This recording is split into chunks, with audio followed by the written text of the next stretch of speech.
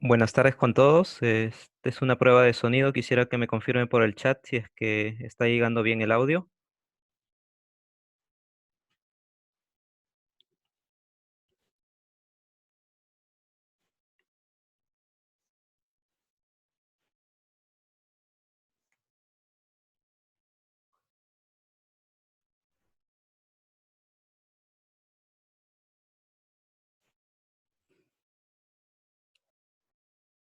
Ok, excelente. Creo que ya ha confirmado la mayoría. Tengan todos ustedes muy buenas tardes. Muchas gracias por la espera y gracias por participar de este webinar que ha organizado la empresa CDB. Eh, Esperamos que todos los participantes de este webinar pues se encuentren bien, se encuentren al lado de sus familias y sobre todo en salvaguarda de su salud, pues eh, cumpliendo con la cuarentena que ha establecido el gobierno, ¿no? Y bueno, parte de eh, usar este tiempo de cuarentena es compartir un tanto el conocimiento que tenemos cada una de las empresas con nuestros clientes, con nuestros allegados, con las personas interesadas. Y en este caso vamos a hablar un poco de la división de protección sísmica, la unidad de protección sísmica que tiene CDB. CDB es una empresa en realidad que abarca muchas soluciones, no solo las soluciones de aisladores, de disipadores, sino tiene un sinnúmero de soluciones que al final en la página web de pronto ustedes van a poder revisar. Incluso al final de esta semana va a haber otro webinar de otros temas también relacionados con los productos que trabajamos nosotros, ¿no? En esta oportunidad vamos a tratar el tema de protección de la infraestructura frente a terremotos. Es un tema un tanto amplio, pero vamos a tratar de resumirlo en los 45 minutos que tenemos para esta presentación. Vamos a tratar de absolver algunas de las consultas que tengan los participantes. Eh, de pronto pueden ir lanzando algunas consultas al chat, pero sí vamos a tratar de responderlas al final de la presentación, ¿no? Si por ahí nos encontramos con alguna consulta intermedia, de pronto la tocamos, pero de preferencia la vamos a hacer al final, ¿no? Para no extender más la presentación.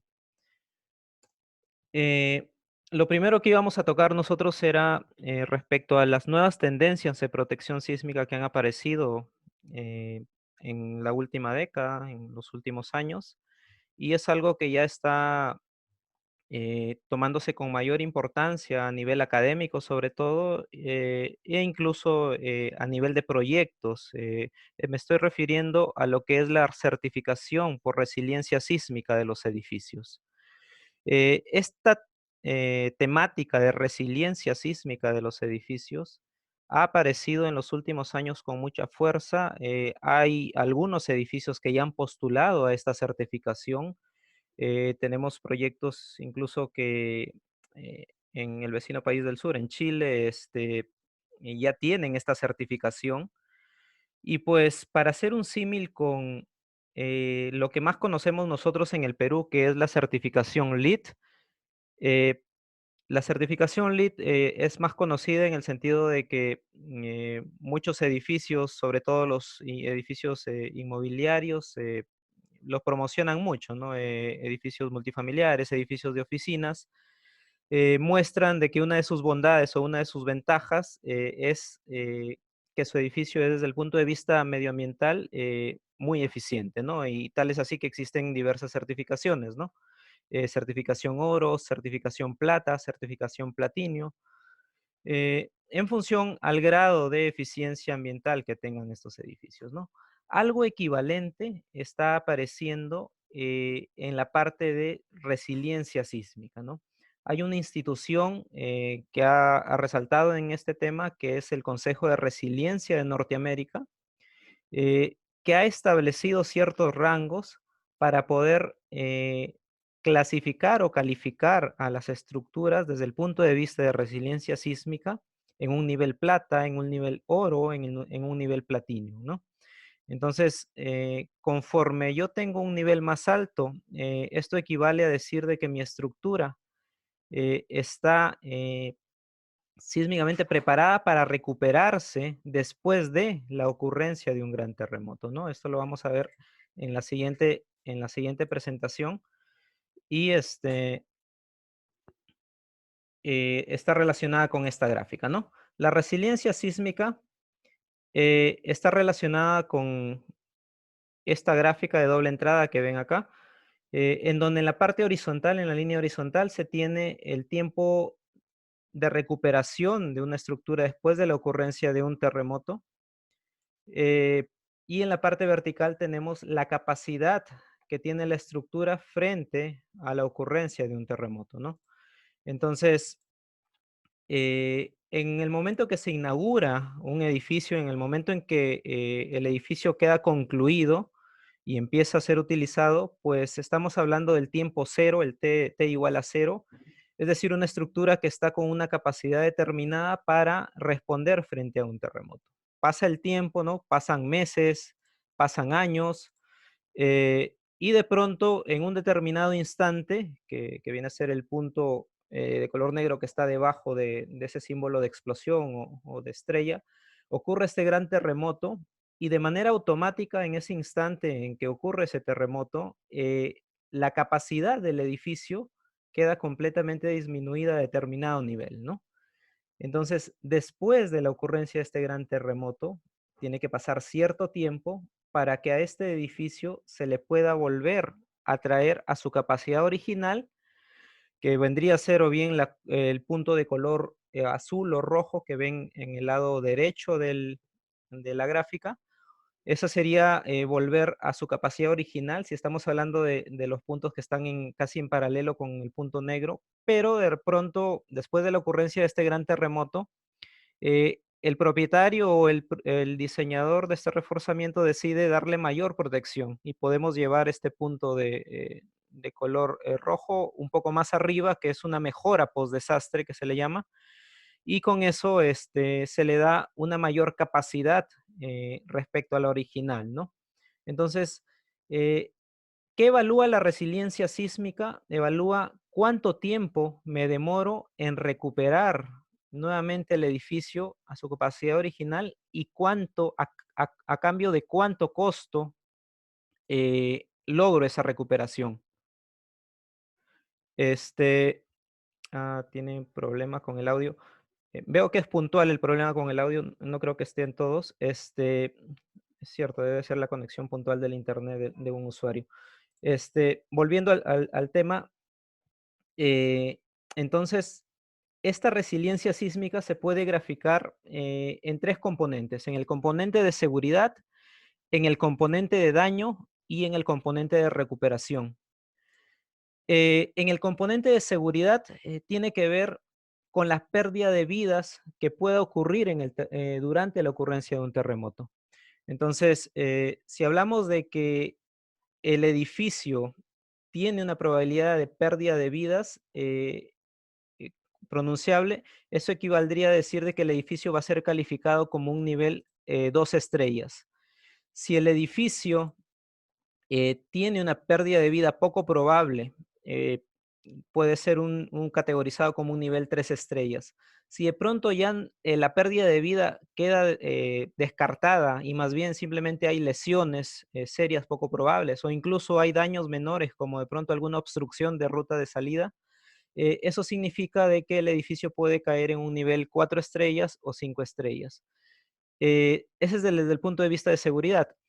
Desde el punto de vista de daño, eh, si es que yo necesito invertir de pronto del orden de 40% del valor original del proyecto para recuperar mi edificio y volverlo a su capacidad original o superior, eso significa que el edificio está cayendo en un nivel 2 estrellas desde el punto de vista de resiliencia sísmica. Si en cambio ese mismo edificio está cayendo o la inversión que se requiere para recuperarlo es menor a un 10%, por ejemplo, un 5%, un 3% del valor original del proyecto, significa que este edificio está cayendo en un nivel 5 estrellas o 4 estrellas probablemente, donde cada número de estrella equivale a un edificio de mejor resiliencia sísmica. Y desde el punto de vista de recuperación, estamos hablando de que si la recuperación de la capacidad original del edificio demora en el orden de meses a un año, significa que estamos hablando de un edificio nivel 2 estrellas. En cambio, si es que estamos hablando de que el edificio se recupera y vuelve a su funcionalidad inmediata en el orden de días posiblemente, estamos hablando de que este edificio tiene un nivel de 5 estrellas, ¿no? Entonces, desde ese punto de vista es que se van clasificando estos edificios, se van certificando estos edificios a través, desde luego, de especialistas, de personas o empresas certificadas por este Consejo de Resiliencia de Norteamérica y que, como les digo, ya se está difundiendo a nivel mundial. De hecho, podríamos hablar de que en Chile, por ejemplo, uno de los primeros proyectos que ha tenido esta certificación es el Templo Mormón de la ciudad de Concepción. Es un edificio que tiene protección sísmica. De hecho, nosotros como CDB participamos en este proyecto y pues a inicios de este año recibió la categoría Platinum desde el punto de vista de resiliencia sísmica, ¿no? Entonces, esperamos que pronto esta nueva tendencia aparezca en Perú, tal vez motivado por las empresas inmobiliarias sobre todo, ya que como les dije al inicio, es tal equivalente como promocionar la certificación LEED en su momento que hubo o que existe a la fecha de los edificios, ¿no? Igual hay una certificación sísmica. Ahora, desde luego, todos buscarán llegar al nivel de categoría más alto en sus edificios, ¿no? Muchos se preguntarán cómo llego al nivel Platinum, al nivel 5 estrellas, de manera rápida o de manera simple en todos los proyectos que yo tenga, ¿no?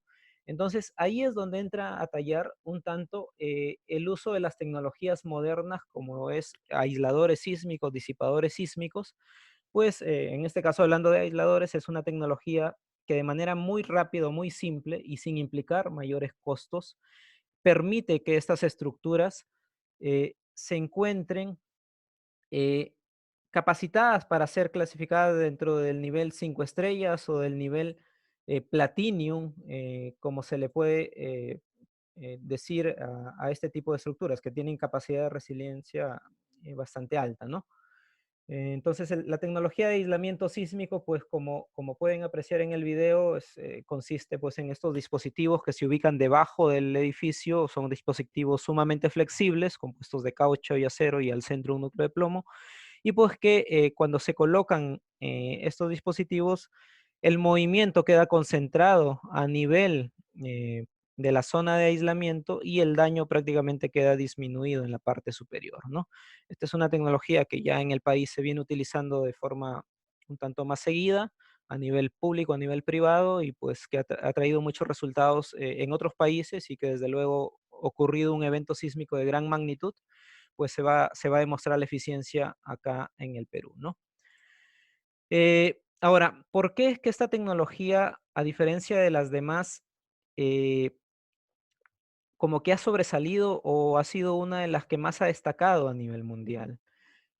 Una de las razones principales es porque ya ha tenido experiencias en sismos reales y para esto vamos a citar 3 ejemplos a nivel mundial de experiencias positivas con esta tecnología y donde se ha verificado pues que el uso de estos dispositivos son sumamente eficientes y de forma comprobada que no generan daño alguno en la superestructura. Desde luego, si hay un correcto diseño y si hay una correcta instalación y hay una correcta calidad del producto, ¿no? Por ejemplo, durante el terremoto de Northridge del año 94, magnitud 6.7, existía un edificio que era un edificio hospitalario de la Universidad de Carolina del Sur, en donde se había instalado esta tecnología de aislamiento sísmico, ¿no? Y pues este edificio estaba equipado con sensores o con acelerógrafos que permiten detectar cuánto se mueve el edificio durante un terremoto en función de la aceleración, ¿no? Entonces, cuando se tuvieron estas lecturas, este, lo que se hace es ver cómo se comportó este edificio, ¿no? Y estas lecturas arrojaron que en la parte inferior del edificio, debajo de los aisladores sísmicos, la vibración estaba en el orden de 0.4 veces la gravedad, 0.37 G, que dice en la imagen, ¿no? Por encima de los aisladores, esta vibración quedó en 0.13 veces la gravedad y en los pisos superiores casi se mantuvo esta vibración, ¿no? 0.11 veces la gravedad. Quiere decir que respecto a la vibración del suelo se sintió la cuarta parte en la superestructura.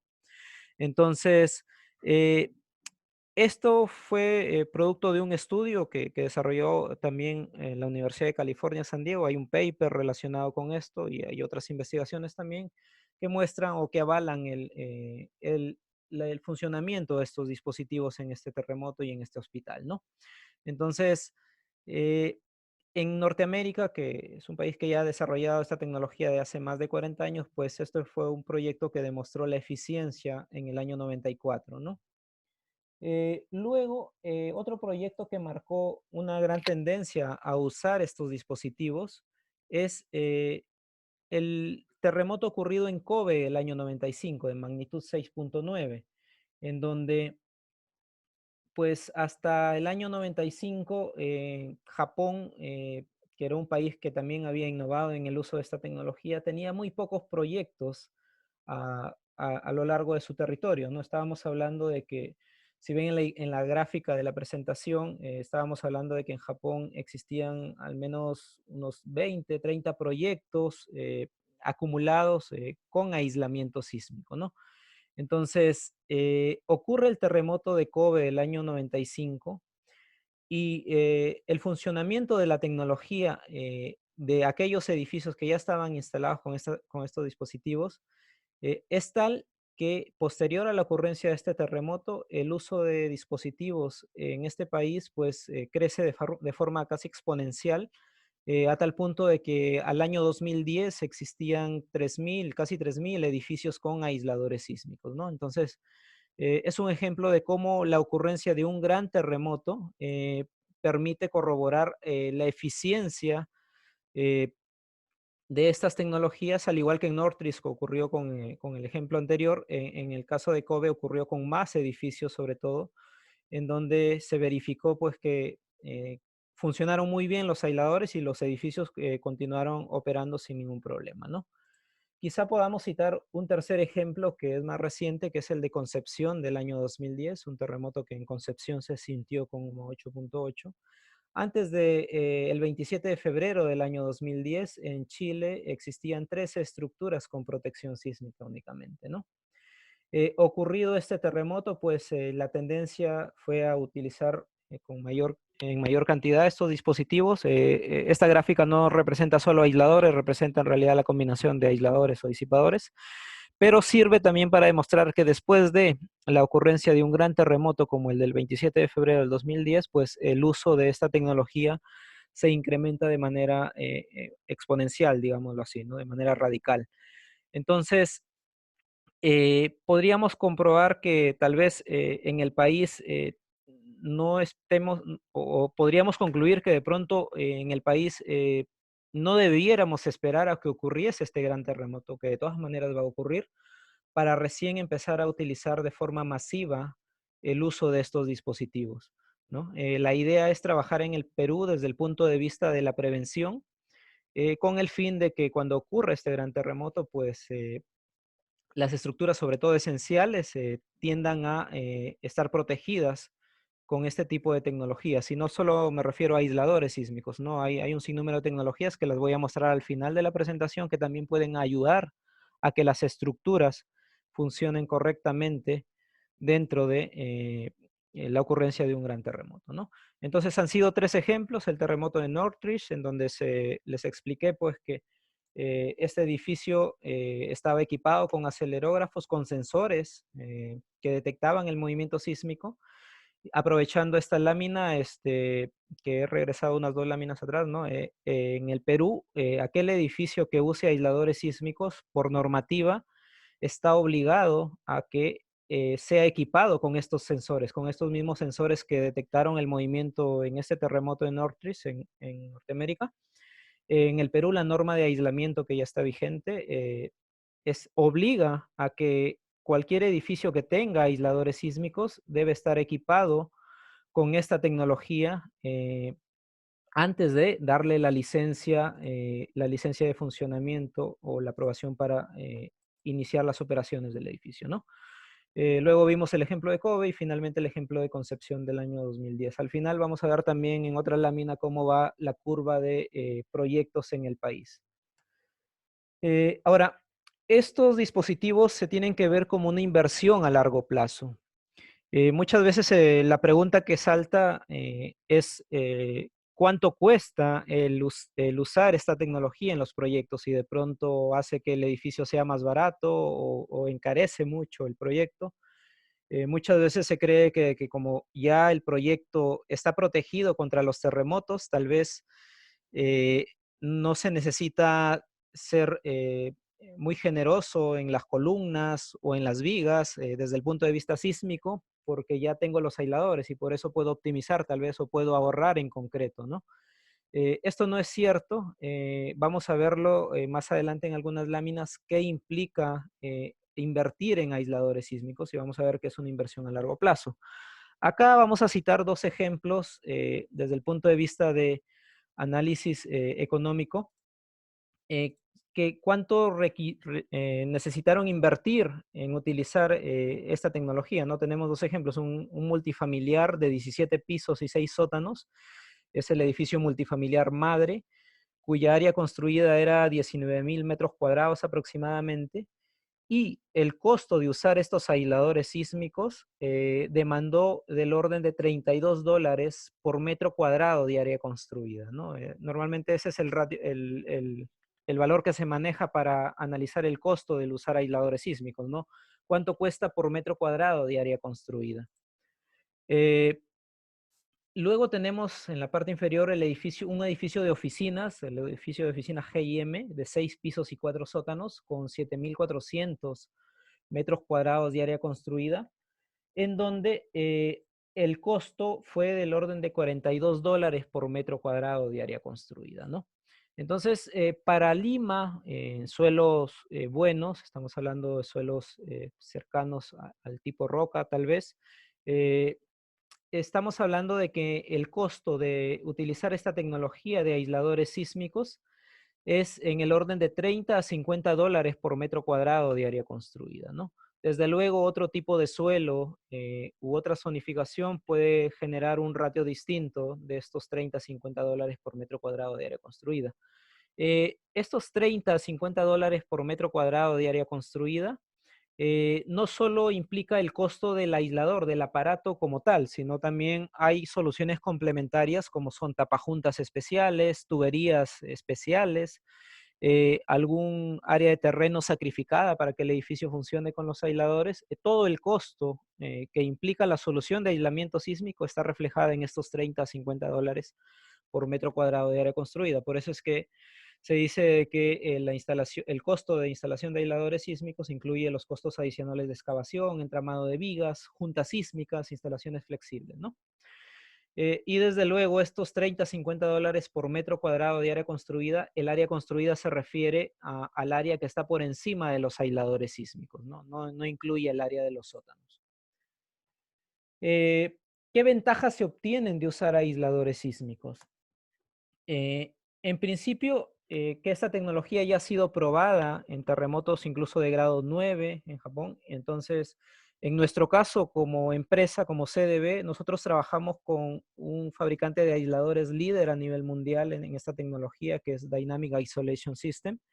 Esta empresa, DIS, tiene proyectos en Japón y que han soportado terremotos de grado 9 con cero reemplazos y cero mantenimientos de estos dispositivos. Quiere decir de que no voy a tener costo producto de que haya trabajado mal o que el aislador sísmico sea de mala calidad que me traiga problemas aún teniendo la tecnología, ¿no? Entonces hay que tener mucho cuidado también que no solo consiste en usar aislador sísmico, tal vez eh, dedicarme o pulirme diseñando un edificio muy bien con aisladores sísmicos, cuando tal vez por optimizar costos yo sacrifico la calidad del producto y contrato a un fabricante que no tiene la expertise o no tiene los ensayos suficientes que demuestren que va a funcionar en situaciones como las de Japón, ¿no? Que ocurren terremotos de grado 9 y situaciones que podrían darse en Perú, como lo vamos a ver al final, que también se estima que pueda ocurrir terremotos de esa índole, ¿no? Eh, el otro aspecto importante es que al usar aisladores sísmicos se disminuye entre el 30 al 50% lo que es muros de concreto armado. Esto desde el punto de vista, es una ventaja desde el punto de vista de arquitectura. No se le debe tomar como una ventaja desde el punto de vista tal vez de optimización de costos de estructura, ¿no? ¿Por qué desde el punto de vista de arquitectura? Porque obviamente cuando yo tengo menos muros de concreto en mi configuración en planta, le estoy dando la posibilidad al arquitecto o a los propietarios de que dispongan de más espacios para conectar ambientes o para hacer uso de espacios más grandes, a diferencia de un edificio tradicional donde por requerimiento estructural o por necesidad de normativas, necesito yo colocar una gran densidad de muros, ¿no? O una gran densidad de placas de concreto armado, ¿no? Entonces, cuando uno usa aisladores sísmicos, esa densidad de muros disminuye, ¿cierto? Hay menos volumen de concreto también y hay más espacios desde el punto de vista arquitectónico para que se pueda trabajar el ambiente, ¿no?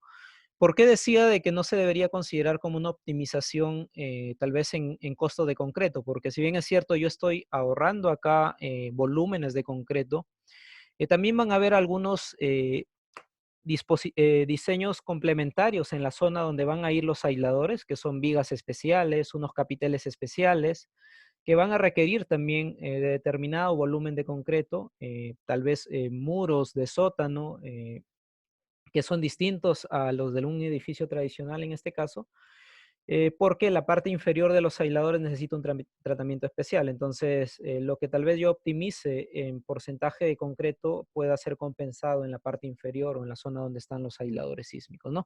Entonces, esta lámina no hace referencia a que yo estoy ahorrando tal vez en concreto, sino lo que hago yo es permitir mayores espacios para que el arquitecto o el propietario disponga en sus ambientes, ¿no?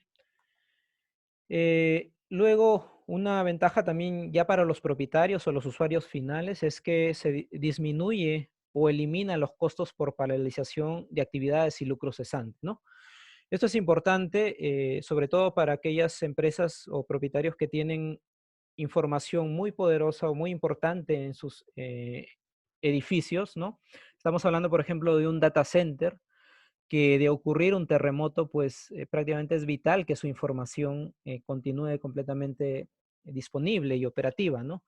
Entonces, edificios como estos, donde se almacenan gran cantidad de información, donde hay archivos importantes, tal vez equipos muy sensibles o que cuestan mucho más que el edificio en sí, pues el utilizar aisladores sísmicos disminuye o elimina estos costos por paralización de actividades, ¿no? De repente una empresa de telefonía puede que paralice sus actividades puesto de que su data center quedó completamente dañado después de un terremoto, ¿no? Entonces, el usar aisladores como lo vienen haciendo los data centers, desde luego, en Chile, por ejemplo, con nuestros aisladores DIS existe el data center, uno de los data centers más grandes en Latinoamérica, que tiene esta tecnología, ¿no?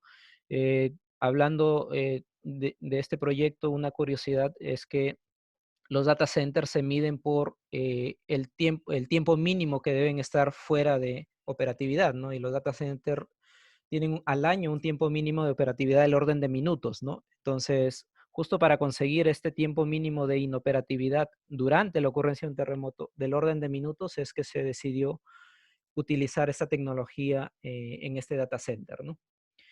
Eh, y un cuarto punto también importante desde el punto de vista arquitectónico es que con el uso de aisladores se pueden conseguir diseños arquitectónicos un tanto más innovadores y desafiantes, ¿no? Y para muestra es la imagen que tienen ahí, el edificio de la Universidad DUTEC, uno de los edificios más premiados desde el punto de vista arquitectónico a nivel mundial, pues tiene aisladores sísmicos. La empresa que lo diseñó, que es la empresa GCAQ, Gallegos Casabón Arango Quesada, pues decidió incorporar estos dispositivos con el fin de que el funcionamiento del edificio desde el punto de vista sísmico no se vea afectado por la irregularidad, sobre todo que tiene el edificio, ¿no? Lo pueden apreciar tanto en elevación como en planta, Si uno mira los planos en planta, este edificio es irregular, pues con aisladores mostró una eficiencia desde el punto de vista sísmico, ¿no? Ahora vamos a mostrar un poco cómo es que ha ido evolucionando el uso de aisladores en el país. En algunas láminas anteriores yo les había mostrado cómo evolucionó el uso de aisladores en Japón, tal vez el uso de la tecnología de protección sísmica en Chile, pero ahora vamos a hablar un poco de cómo ha evolucionado los aisladores sísmicos en el Perú. Esta es una lista de los proyectos que estamos trabajando nosotros como CDB a lo largo de todo el país con esta tecnología. Esta lista de proyectos abarca no solo edificios, hay que aclarar que acá también estamos hablando de estructuras de tipo puentes, que también es una buena alternativa a eh, trabajar los puentes con aisladores sísmicos, ¿no? Esta data está referenciada al año 2018, estamos justo en plena actualización del número de proyectos, a la fecha ya tenemos más de 40 proyectos con esta tecnología, por lo que más adelante les vamos a enviar las actualizaciones correspondientes. Lo importante de esta gráfica es que quiero que vean que no solo se ha concentrado en Lima la tecnología, la tecnología se ha diversificado a lo largo de todo el país. Como pueden apreciar, en la zona norte también hay gran cantidad de proyectos y en la zona sur, que es una zona con bastante actividad sísmica, también se ha masificado el uso de estos dispositivos. Y en la zona de la región San Martín, en la región Loreto, que es de menos actividad sísmica, sin embargo, también en algunos casos, por decisión de los propietarios, es que utilizaron estas tecnologías, ¿no?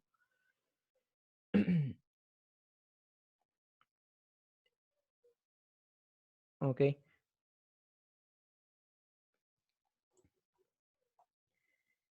Y bueno, acá es como, esta lámina muestra cómo es que inició el uso de aisladores sísmicos en el país. Uno de los primeros edificios que se trabajó con esta tecnología fue la nueva sede de de la empresa GIM, ¿no? Un edificio de 7 niveles que pues en el mismo 2013 fue inaugurado. Y en paralelo, la primera universidad pública aislada del Perú inició su diseño en ese año, 2013. ¿Por qué se muestra en esta imagen si solo inició su diseño y sabemos que de pronto esta universidad recién se construyó o se acabó de construir hace año y medio o 2 años a lo mucho? Se muestra porque fue de pronto el primer proyecto que se trabajó con ingeniería local, tal vez al 100% con esta tecnología, y pues lo desarrollaron los mismos ingenieros de la Universidad Nacional de Ingeniería, ¿no? Luego, para el año 2014 ya salió un decreto o una adenda. Sí, justo me están consultando, Eduardo, sí, las consultas al final de la presentación, pero si puedes, de pronto tienes una consulta relacionada con esta lámina, eh, por ahí grabas el título de la lámina para que me puedas confirmar a qué hace referencia tu consulta, ¿sí? Este, en el 2014, como les mencionaba, se hizo obligatorio el uso de aisladores sísmicos en hospitales de la costa y sierra del país. Fue una adenda que sacó el gobierno del Perú para usar esta tecnología, ¿no? A partir de ahí, pues, pueden ver en la imagen del lado inferior derecho cómo ha ido evolucionando año tras año el uso de esta tecnología en el país. Esta lámina o esta gráfica corresponde solo a proyectos tipo edificio, ¿no? En el 2013 habían 2 proyectos con aisladores sísmicos, luego fue creciendo tal vez de forma gradual hasta el año 2018, que hubo un pico de 9 proyectos al mismo tiempo con aisladores sísmicos. Me refiero a proyectos que ya habían finalizado su casco estructural, no necesariamente inaugurados. El año 2019, el año pasado, pues habían 5 proyectos ya concluidos con aisladores sísmicos, y para este año la proyección es de que se tengan 9 proyectos con aisladores sísmicos, ¿no? ¿Por qué ya se tiene una proyección? Porque desde luego estos dispositivos van en la parte inferior de los edificios, es decir, hay edificios que recién están tal vez en excavación, pero que ya se sabe que han adquirido los aisladores sísmicos y ya se puede contabilizar como que en este año va a ser concluida su construcción y va a ser un edificio más con aislamiento sísmico, ¿no? Si hablamos de porcentajes, eh, cómo se ha dividido estos edificios en función al uso que se les da, desde luego a raíz de la norma o de la obligatoriedad de usarlo en hospitales, pues entre hospitales y clínicas el número de proyectos abarca un 60% de este tipo. Luego los multifamiliares son un 11% más. De hecho, estos multifamiliares este año, la tendencia es que siga creciendo. Hay en paralelo 2 edificios en plena construcción con esta tecnología multifamiliares, ¿no?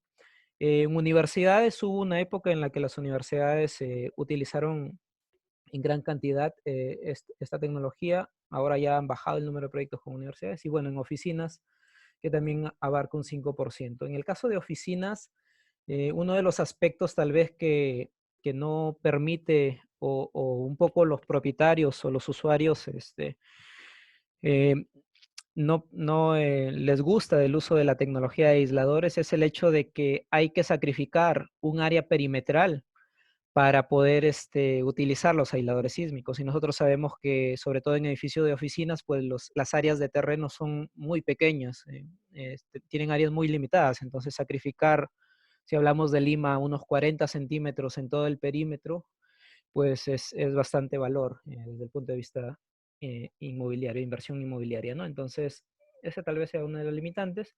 Sin embargo, para oficinas se puede utilizar otras tecnologías como lo es disipadores sísmicos u otras que las vamos a mostrar al final.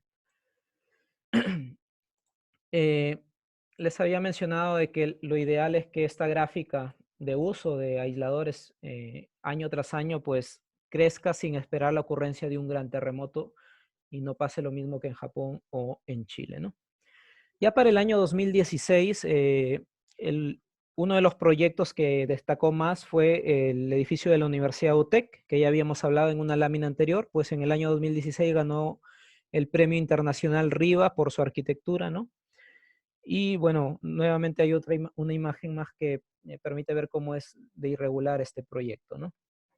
Incluso este año, hace poco, a inicios de marzo, las arquitectas que diseñaron este edificio recibieron el premio, el equivalente al premio Nobel, pero desde el punto de vista arquitectónico, el premio Pritzker, no solo por este proyecto, sino por la infinidad de proyectos que maneja su firma de arquitectos, ¿no?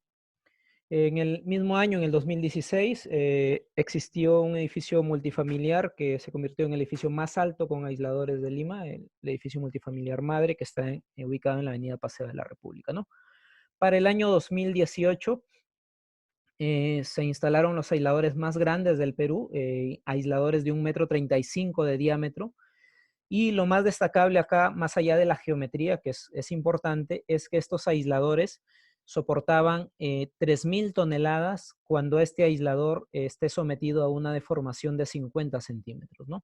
Ese es el dato más destacable, ¿no? Más allá del tamaño es la capacidad que tienen estos aisladores para soportar el peso. En nuestro caso, nuestro fabricante, Dynamic Isolation System, tiene aisladores que han sido probados a una capacidad axial por encima de las 4.000 toneladas, ¿no? Es un dato importante, sobre todo para cuando se trabaja en edificios que tengan una gran capacidad de carga, ¿no? Edificios de 15, 18, 20 pisos, ¿no?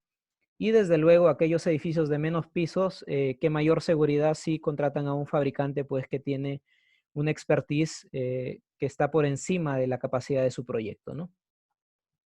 En el 2018, uno de los primeros puentes que se trabajó con aisladores sísmicos fue el puente Juan Pablo II, que une la ciudad de Piura con Castilla en esa región. Eh, y pues fue un puente en arco con 4 aisladores y también con una capacidad de carga bastante importante, ¿no? 2.730 toneladas.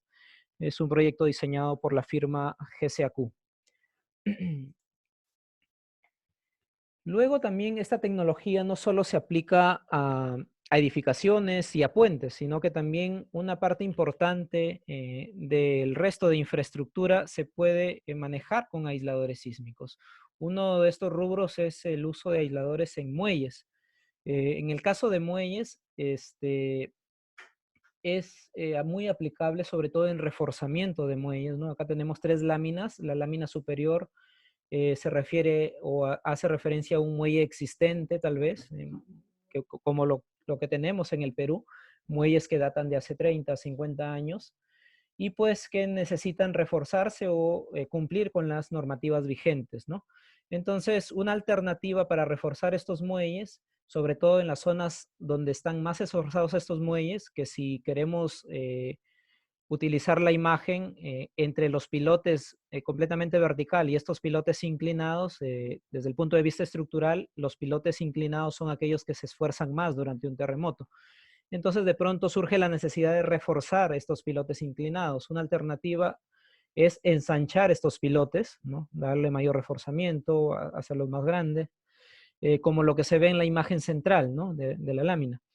Pero otra alternativa es más bien utilizar los aisladores sísmicos como un elemento sumamente flexible con el fin de que cuando venga el movimiento sísmico, la fuerza ya no sea tan importante en estos pilotes inclinados. ¿Por qué razón? Porque los pilotes absorben la fuerza en función a un parámetro que se llama la rigidez. En este caso, los pilotes inclinados tienen mucho más rigidez que estos pilotes completamente verticales. Entonces, es por esa razón que les llega más fuerza sísmica y están propensos a mayores daños. Entonces, una alternativa es poner aisladores muy flexibles en esta zona de los pilotes inclinados y con eso se permite de que pues la fuerza sísmica que le llega a esta zona de los pilotes inclinados quede completamente disminuida, ¿no? Entonces es una gran alternativa utilizar estos dispositivos en muelles como aquellos que aprecian en la imagen, ¿no? Esta es una foto de un muelle en Norteamérica donde nosotros o nuestro fabricante ha trabajado con este tipo de estructuras. Tenemos experiencia a nivel mundial con el uso de aisladores en muelles y pueden apreciar ahí tanto en la lámina superior como en la inferior que los pilotes verticales siguen conectados al muelle y hay una plataforma que justo está por encima, una plataforma de concreto en donde están los aisladores y esta plataforma de concreto justo es la que está uniendo a estos pilotes inclinados, ¿no? Entonces, nosotros como empresa, de hecho, tenemos la expertise para trabajar este tipo de proyectos y acá un punto importante, más allá de la parte técnica o la parte de capacidades del aislador, aquí entra a tallar un aspecto que es el intemperismo, el efecto ambiental. El fabricante tiene que demostrar que sus aisladores, con el paso de los años, no se van a afectar o van a tener una afectación mínima producto de radiación, producto de salinidad, producto de cambios de temperatura o producto de cargas cíclicas, ¿no? Recordemos que en el caso de muelles, si bien es cierto, los terremotos no es que ocurran en el día a día, lo que sí ocurre en el día a día es la llegada de barcos. Entonces, el impacto o el pequeño choque que generan estas naves hace de que el aislador empiece a trabajar en desplazamientos cortos, pero de forma cíclica. Entonces, el fabricante tiene que demostrar que sus aisladores están preparados para este tipo de cargas cíclicas y para efectos ambientales, ¿no? Lo tiene que demostrar mediante estudios de entidades independientes, desde luego. Y en nuestro caso, Dynamic Isolation System, pues cumple con toda esta documentación. Desde luego, por eso es que se utilizaron sus aisladores en este proyecto que es el muelle de Tacoma en Norteamérica, ¿no? Otro ejemplo de un muelle con esta tecnología es el muelle Coronel en Chile. Eh, parte de la ingeniería de ese muelle, pues abarcaba o evaluaba utilizar los pilotes tradicionales, como ven en la lámina superior, en la foto superior, o combinar los pilotes tradicionales con aisladores sísmicos, como ven en la lámina inferior. En la lámina superior, los pilotes tradicionales eh, en comparación de la lámina inferior pueden darse cuenta que son un poquito más gruesos, implicaban mayores secciones. En cambio, cuando se utilizó aisladores sísmicos, eh, en la lámina inferior pueden ver que estos pilotes tienen una sección más pequeña, ¿no? Ahora vamos a hablar un poco de la normativa de estos aisladores sísmicos. Eh, hasta el, hasta el año 2019 se trabajaba en Perú con la norma americana, la norma ASC 7-2016, ¿no? Sin embargo, a la fecha ya se tiene una norma peruana oficial, que es la norma E031, que está vigente desde el 6 de noviembre del año pasado, ¿no?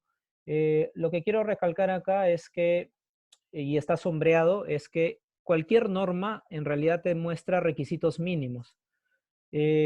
Tanto la norma americana como la norma peruana muestra requisitos mínimos, ¿no?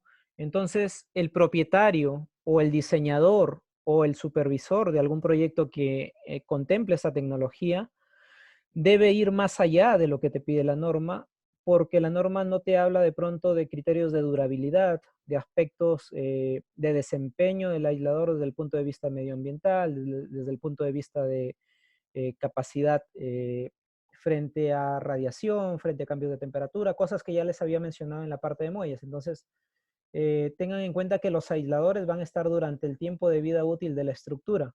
Por lo tanto, no solo basta que el fabricante demuestre que llega a las propiedades estructurales, a las propiedades dinámicas del, del proyecto, sino que también tenga una expertise como fabricante, tenga profesionales especializados en el tema que puedan brindar el soporte y puedan diseñar un aislador con el recubrimiento adecuado, que el fabricante tenga los estudios por entidades independientes de capacidades máximas por encima de lo que pide el proyecto y un sinnúmero de cosas que las vamos a detallar también, ¿no? Entonces, no se queden con lo que pide la norma nada más.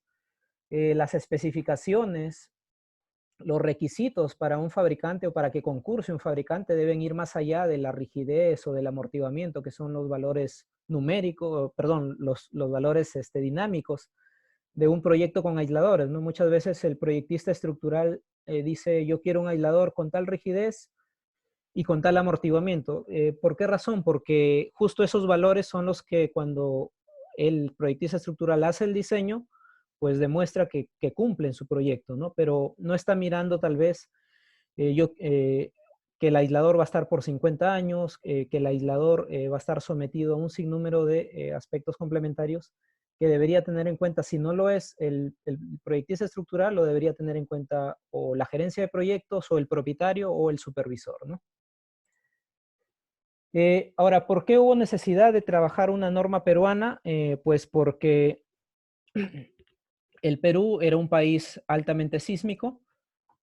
Ya había experiencia exitosa a nivel mundial, como lo hemos mostrado en las láminas anteriores. El Perú estaba es un país en vías de desarrollo y desde luego tiene que proteger sus inversiones. Ya habían instalados aisladores sísmicos el año pasado, pues que salió oficial la norma, ya existían estructuras con aisladores diseñadas y construidas con aisladores sísmicos, por lo tanto era necesaria una norma que al menos establezca los requisitos mínimos. Había una exigencia incluso reglamentaria para usarse en hospitales y clínicas y pues a la fecha se estaban empleando una combinación de normas que no dejaban claro qué es lo que se buscaba en cada proyecto, ¿no? Incluso nos hemos topado con proyectos en donde combinaban hasta 4 o 5 normas y algunas se contradecían entre sí. Entonces era un tanto caótico el no tener claro los requisitos mínimos con una norma peruana, ¿no? Entonces esto fue una de las motivaciones para que se trabaje una normativa nacional, ¿no?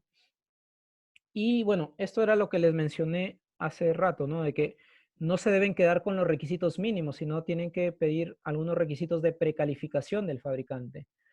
Uno de estos requisitos que nosotros sugerimos es siempre de que el fabricante demuestre que tiene capacidades por encima de aquellas a las cuales está diseñado el proyecto, como por ejemplo en el video de que están apreciando, estábamos ensayando un aislador de nuestro fabricante Dynamic Isolation System a capacidades por encima o del orden del 400% de deformación. ¿Qué quiere decir? Que se deforma 4 veces la altura del caucho.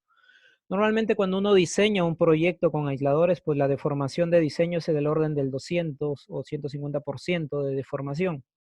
Sin embargo, ¿qué me demuestra en este caso este fabricante que ha ensayado sus aisladores por encima o en el orden del 400% de deformación? Pues que por más que ocurra un movimiento sísmico que exceda las capacidades o el orden de diseño de un proyecto con aisladores, pues está preparado para enfrentarlo sin ningún inconveniente. Luego, otro aspecto importante es el hecho de que el fabricante demuestre que su variación de propiedades esté completamente justificada. ¿Qué es lo que pasa con los aisladores sísmicos? Los aisladores sísmicos tienen un rango de variación producto del paso de los años, producto de eh, efectos ambientales, producto de una variable que se llama scragging. Entonces, cada fabricante debe demostrar cuánto varían sus propiedades y esta demostración es en función a estudios científicos, sobre todo hechos por instituciones independientes, que avalen esos factores de modificación que va a usar el fabricante, ¿no? Cuando uno compra aisladores sísmicos o cuando uno diseña aisladores sísmicos, no solo utiliza una propiedad nominal, sino tiene que trabajar con mínimos y máximos, asumiendo de que el aislador va a cambiar sus propiedades hacia arriba o hacia abajo conforme pasen los años, ¿no? Entonces, esa variación de propiedades tiene que estar debidamente justificada por el fabricante, ¿no? El fabricante no solo puede decir mi variación es solo 10% y no lo demuestra, ¿no? Entonces, ahí tiene que entrar a tallar la supervisión. Quien apruebe al fabricante tiene que mencionar que se debe justificar de forma fehaciente estos valores de variación. Si es que estamos hablando de un proyecto con cargas importantes, se debe demostrar que el fabricante haya soportado cargas axiales elevadas, como por ejemplo estos proyectos que ven en la imagen.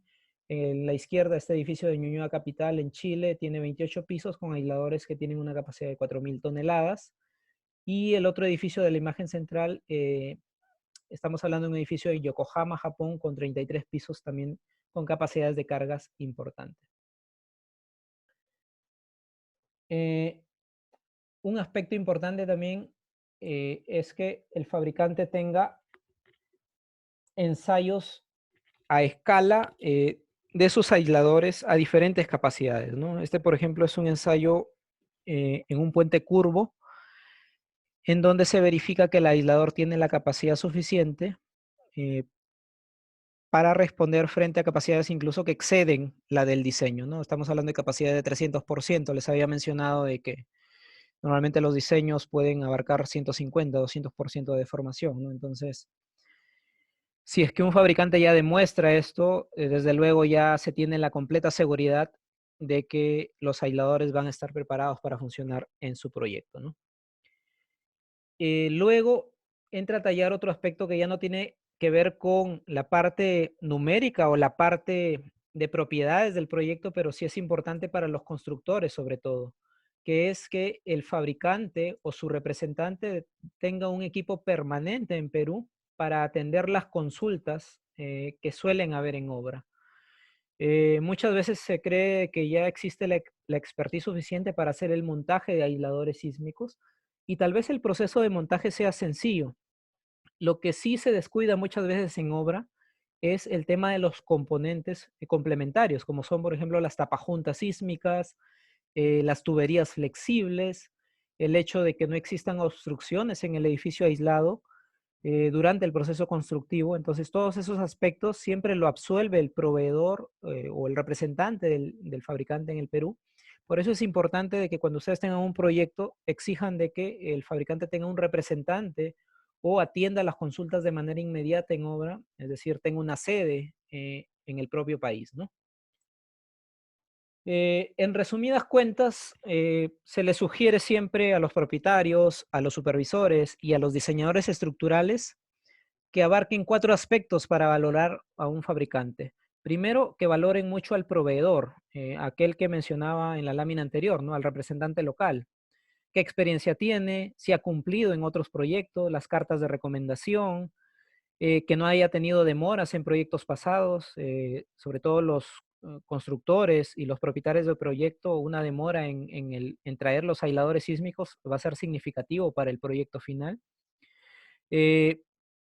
Eh, la capacidad para atender de forma inmediata alguna consulta que surge en obra, el acompañamiento de las demás especialidades, todo eso se debe ver en la valoración del proveedor. Luego se debe valorar al fabricante como tal también, ¿no? ¿Qué cantidad de profesionales especializados tiene? Eh, ¿Cuántas evaluaciones por terceros ha efectuado este fabricante, ¿no? Evaluaciones de universidades importantes a nivel mundial, si se ha sometido a ensayos especiales, ¿no? Luego la calidad del producto, ¿no? Los certificados de calidad de los dispositivos, de los materiales, de las máquinas de ensayo, el tipo de ensayos a los que se les ha sometido anteriormente a los aisladores sísmicos, si tiene ensayos de envejecimiento. Por ejemplo, importantísimo sería si es que yo sé que mi aislador va a estar durante 50 años de vida útil de la estructura, pues exigirle a que el fabricante al menos tenga un aislador ensayado con una antigüedad de 30 años, es decir, se le haya ensayado hace 30 años y luego, después de esos 30 años, se le haya vuelto a ensayar a ver cuánto han variado sus propiedades, ¿no? Entonces, ahí entra a tallar la calidad del producto. Y finalmente, y no menos importante, recién evaluar el cumplimiento de las propiedades. Lo que estamos notando acá, al menos en el país, es que solo se exige el punto 4. Se verifica que el fabricante dice yo cumplo con la rigidez, con el amortiguamiento y nos olvidamos del resto de aspectos. Como les digo, desde el punto de vista estructural es muy importante el punto 4, pero hay muchos proyectos que han tenido problemas en el Perú a raíz de que no se les calificó o no se les verificó bien los tres primeros puntos, ¿no? Entonces, proveedor, fabricante, producto y propiedades, es muy importante que todos los especialistas lo valoren. Y ya que hablábamos de que el representante en Perú tenga un equipo local para que atienda este tipo de consultas, les quiero mostrar solo unos cuantos aspectos de qué situaciones podrían presentarse en obra, ¿no? Este es un esquema de un edificio aislado. Ahí pueden apreciar que hay tuberías, ahí pueden apreciar que el edificio está alejado del perímetro para que pueda moverse durante un terremoto, no está conectado al 100%. Incluso las conexiones o los accesos al edificio deben trabajarse con algunas estructuras flexibles para que no sufran daño. Algún tipo de estructura rígida no debe conectarse como lo que se aprecia en esa lámina. Y sin embargo, hemos visto, por ejemplo, situaciones como estas, ¿no? Esto es de un proyecto en donde la parte de la izquierda de la imagen es un muro que pertenecía a un edificio aislado y que por proceso constructivo se olvidaron de quitar esos escombros del lado que colindaba con el lado vecino. Entonces, desde luego ahí le estamos obstruyendo al edificio, estamos atrapando el edificio y eso va a generar problemas cuando ocurra un terremoto de gran magnitud, ¿no? El edificio va a estar atrancado y no va a poder moverse libremente, ¿no? Acá tenemos otro aspecto que es sobre todo desde el punto de vista de la seguridad de las personas. En la parte del piso de esta lámina, este piso está cubierto ahí con una tapa junta, pero el problema es que, eh, o me refiero a que una parte de este edificio, la parte que está pegada a este cartel que dice peligro, es un edificio con aisladores y la otra parte es un edificio fijo. El problema es que justo le han puesto una cubrejunta que solo cubre a lo mucho 3 centímetros más del ancho de junta que tienen ahí. El ancho de junta es 35 y perdón, el vacío de esa junta es 35 y a lo mucho le han puesto una junta de 38, 39 centímetros. ¿Qué va a pasar cuando venga un sismo y que de pronto abra esa junta?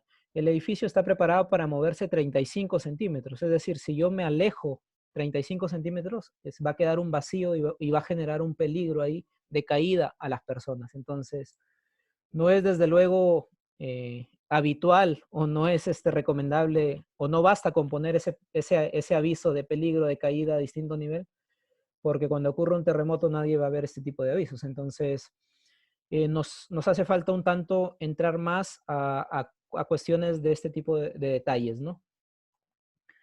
O situaciones como esta, ¿no? Tenemos un edificio con aisladores, el aislador ahí está encerrado en ese círculo, en esa elipse roja.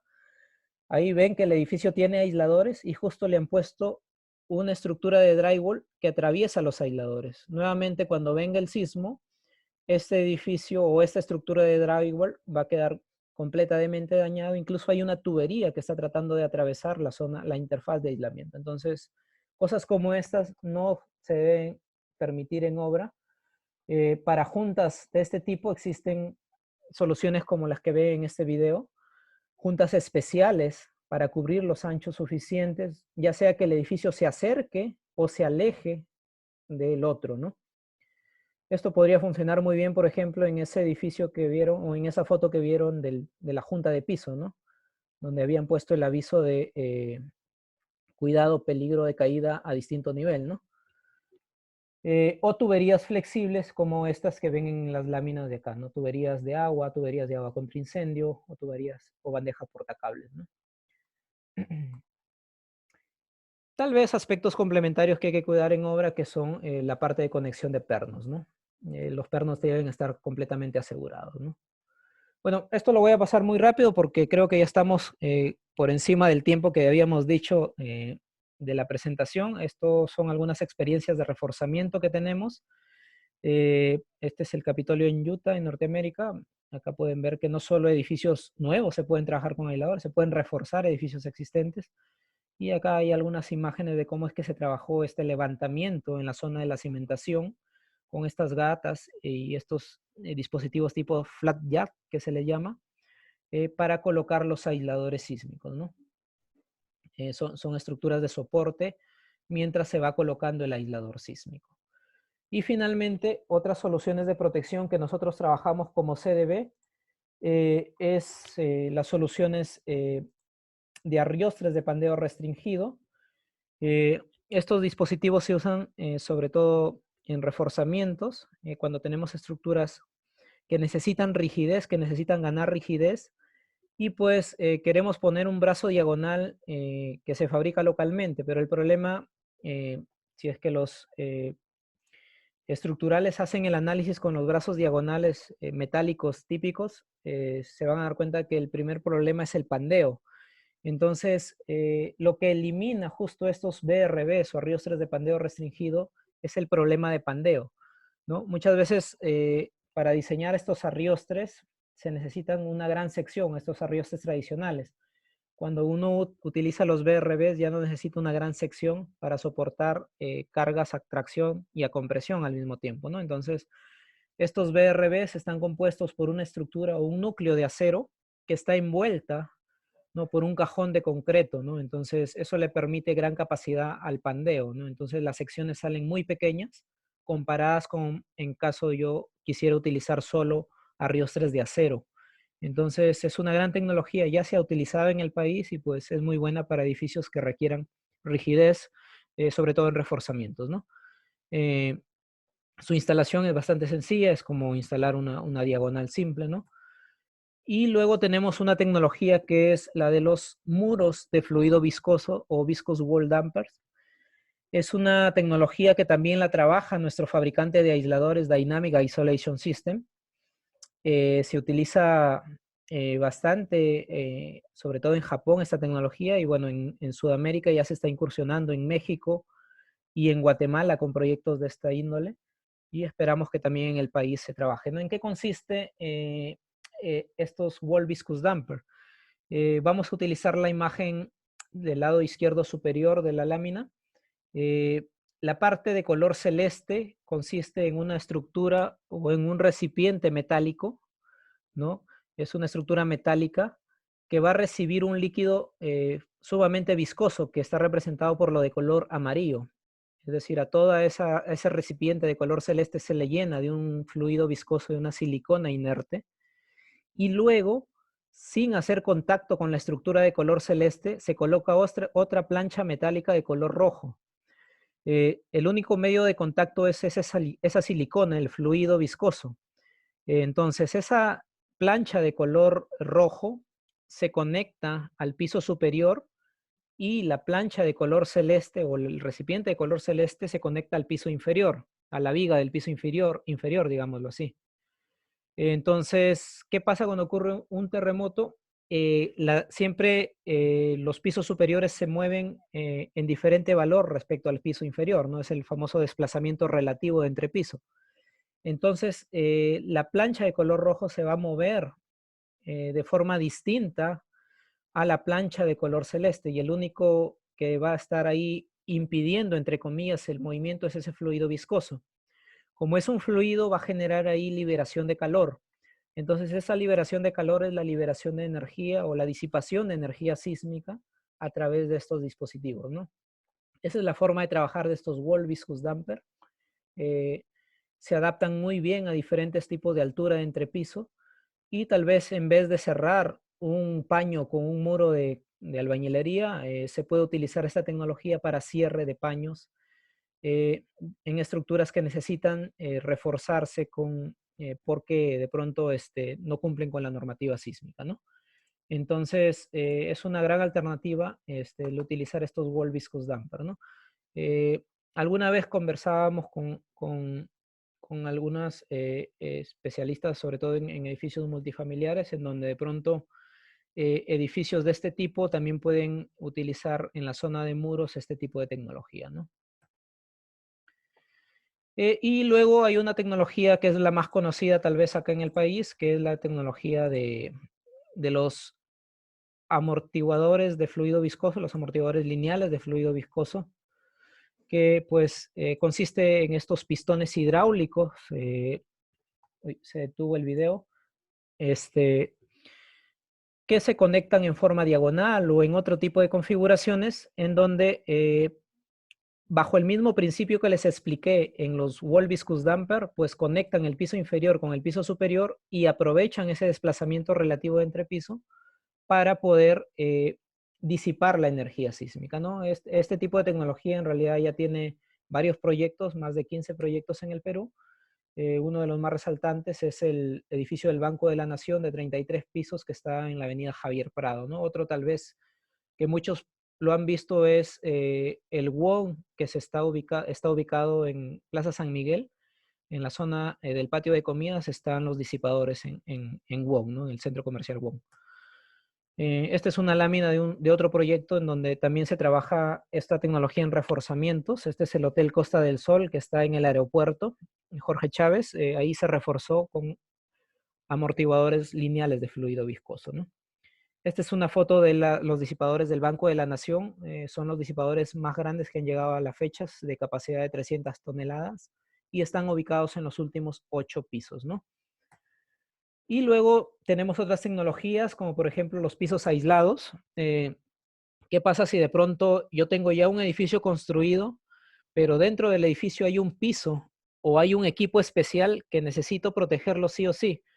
Entonces existen los pisos aislados que consisten básicamente en un sistema de ruedas conectados con un sistema de amortiguadores de resortes que están patentados por Dynamic Isolation System y pues funcionan de forma eficiente para controlar vibraciones, ya sean sísmicas u otro tipo de vibraciones, ¿no? Ya sea vibraciones de motores o de impactos, ¿no? Es muy buena esta tecnología para aislamiento de motores, de máquinas o de, por ejemplo, containers como este, ¿no? Este container que aprecian en la lámina es un centro de rescate en Haití, entonces debe estar protegido para después de la ocurrencia de un gran terremoto, ¿no?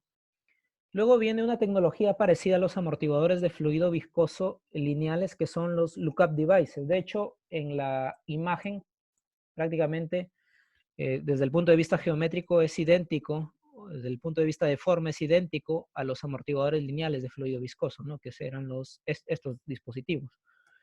¿Cuál es la diferencia de estos lookup devices? Estos lookup devices actúan como un cinturón de seguridad de un vehículo.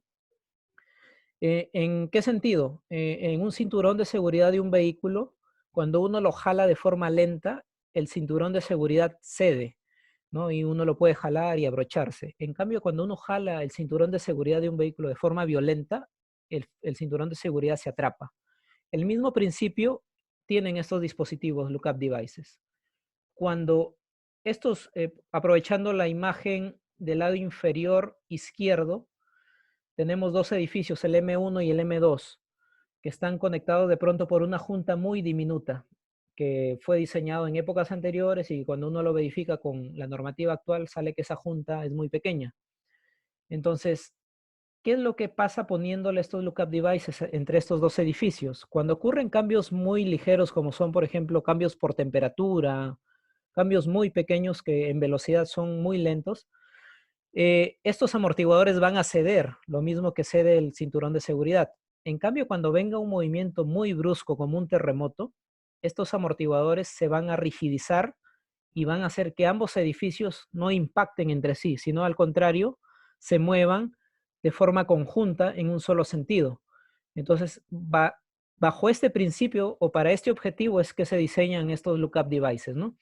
Pueden apreciar en la foto, ya sea superior, sobre todo en la inferior, la foto inferior, tienen dos edificios ahí, en donde la junta que tienen ahí es muy pequeña para estos edificios. Entonces ahí se decidió reforzar, ese es un proyecto en Perú, se decidió proteger para evitar el impacto entre estos dos edificios, colocar esta especie de cinturón de seguridad, que son los lookup devices, que lo trabajamos en este caso con la empresa Taylor Devices, que es una empresa líder en esta tecnología. Y bueno, el mismo principio se puede aplicar a puentes, en caso yo quiera reforzar un puente, puedo utilizar estos dispositivos, ¿no? Algunas veces me han preguntado si se puede combinar aisladores con disipadores. Bueno, se puede combinar así también lookup devices con aisladores sísmicos, si tal vez quiero reforzar un puente, ¿no? Luego tenemos otra tecnología también en Taylor Devices, que es la de los cable dampers. Esto está orientado a proteger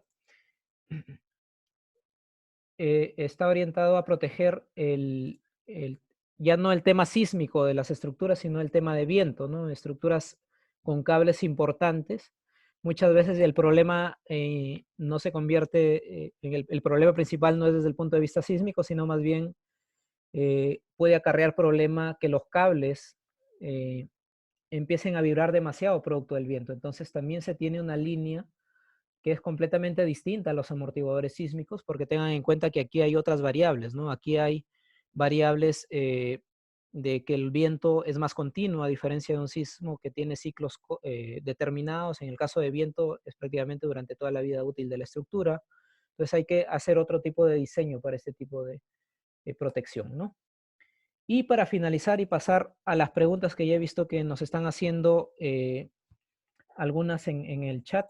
Quiero finalizar con esta lámina que tal vez a ustedes lo sorprendió el día de hoy, en plena cuarentena, el sismo que ocurrió a las 9 de la mañana, 8:58 de la mañana el día de hoy. Un sismo pequeño, en realidad, magnitud 4.5, pero que nos despertó a todos y tal vez nos ha puesto en alerta, ¿no? De que incluso estando prevenidos o tratando de prevenir una enfermedad, lo que sí no se puede prevenir es cuando va a ocurrir un terremoto. Y eso trae acotación a la siguiente lámina, que es un extracto que ha estado o está en un libro que ahí lo tienen en la parte izquierda. Este libro lo pueden descargar del Instituto Geofísico del Perú, escenario del sismo y tsunami en el borde occidental de la región central del Perú, elaborado por el doctor Hernando Tavera del IGP. Aquí pues analiza cuál va a ser la situación si ocurriese un terremoto en la región de Lima, ¿no? Entonces, ahí en el libro van a encontrar, pues, para que se asusten un poco, tal vez, cuál es la magnitud, qué orden de aceleraciones, qué orden de velocidades va a tener este terremoto, que desde luego no es un tema de pronóstico a ciegas, sino está basado en estudios científicos desarrollados por el mismo IGP, ¿no? Está basado en GPS instalados a lo largo de toda la costa central del país que van detectando cuánto va ingresando la placa marítima a la placa continental, y en función a eso se determina cuánta energía está acumulada y cuál es el terremoto que se espera y el tsunami que se espera para Lima, para la región central del país, ¿no? Más allá de los valores de aceleración o de la magnitud del terremoto, que, bueno, dicho sea de paso, es el orden de 8.8, lo que dice el libro. Una frase importante que, justo aprovechando el informe del terremoto, es importante en la parte de conclusiones de este libro, es que no se debe olvidar que en este momento no es importante conocer dónde ocurrirá el siguiente terremoto, ni tampoco su magnitud, mucho menos la fecha, sino el saber qué estamos haciendo como personas y sociedad para no ser dañados por este terremoto que de todas maneras va a ocurrir. Entonces, el día de hoy fue como que un mensaje complementario a este mensaje que les estoy dando o al mensaje que les está dando el doctor Tavera, el hecho de que podríamos tal vez prevenir o podríamos minimizar algunos daños en, en la cuarentena, en esta cuarentena que estamos llevando, pero tal vez nos cogió por sorpresa este sismo. Entonces, tenemos que también trabajar para prevenir los daños que este terremoto nos va a ocasionar y que de todas maneras va a ocurrir. ¿Y cómo lo prevenimos? Pues utilizando aisladores sísmicos de calidad adecuada. Ojo, no solo consiste en utilizar aisladores y poner los aisladores, sino que hay que verificar que estos aisladores van a funcionar correctamente. O utilizar otras tecnologías como las que les mostré al final de la presentación, ¿no? Wall Viscous Damper, amortiguadores viscosos lineales, los VRVs, en fin, hay un sinnúmero de tecnologías y cada una se puede adecuar a los proyectos que ustedes tengan, ¿no? No solo se pueden concentrar tal vez en aisladores sísmicos. Aisladores sísmicos es una tecnología muy especial, muy importante, pero hay proyectos que tal vez no permiten el uso. Entonces, este, les dejo ahí la presentación. Sí, desde luego el área de marketing les va a enviar las láminas de esta presentación, eh, pero tienen muchas opciones, ¿no? Es importante que ustedes que están participando de este webinar, eh, ya sea propietarios, ya sea supervisores, ya sea diseñadores estructurales o estudiantes, pues salgan con la consigna de que no solo tienen aisladores para trabajar en protección sísmica, sino tienen un sinnúmero de tecnologías.